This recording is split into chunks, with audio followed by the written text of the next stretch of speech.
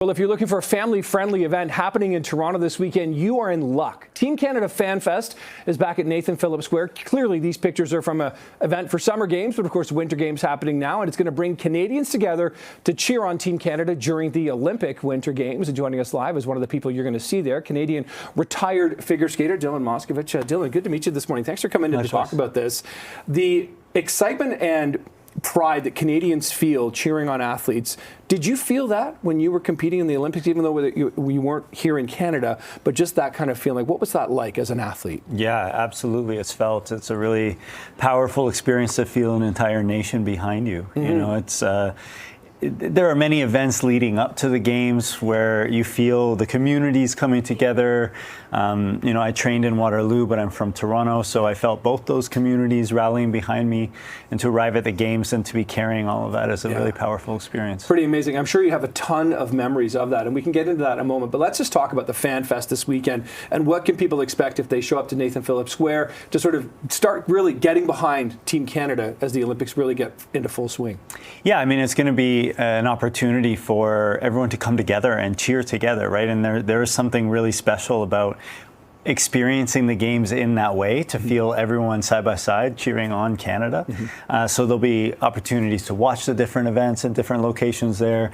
And there's also an ice rink, and there'll be different opportunities for demonstrations and the Skate Canada, Hockey Canada, curling, speed skating, they're all going to be doing demonstrations. Will you be lacing up skates? I do have them with me. Okay, all right, that's pretty exciting to see. What's it like to be an Olympian? And I don't want to say former, because once you're an Olympian, whether you're taking part or not. What's that like, and what's the community like once you've, quote unquote, hung up the skates? Yeah, it's an interesting thing, right? I guess it's like a label that I carry forth, but I think more importantly, it's a lived experience of having a lifelong goal and dedicated to it and devoted to it, and having had the privilege to see it come to fruition. And it's something that I carry with me in my life and everything I do, and the way I approach things. Yeah, you've got that ring on that you mentioned to me. It's got the 5 rings. It's from Skate Canada. What do you remember the most about your Olympic experience? There must be a lot. Yeah, it's hard. To say the most is hard, but you know, the moments of just being on the ice with the Olympic rings there, and having that experience of living a lifelong dream, and just being in the presence of, wow, like I brought this into reality. I worked so hard, and I had many moments of re-experiencing my whole life of training and competing and sacrifice and pain and loss, and all of it all come through in those moments. We had a guest on earlier last week or the week before saying, you know, that first time I skated across the Olympic rings, that was when it sort of became real to me that was happening. I want to talk about something else in your life. You have a very brief cameo on Heated Rivalry, which we've been talking a lot about. Now, I know you live in Costa Rica and haven't seen the show, but what's the response been amongst your friends and family, you know, this flash of Dylan on this like global sensation show? For me, it's been kind of hilarious, because I was in Toronto last year visiting, and the stunt coordinator reached out to me and said, you know, we need someone to do this segment.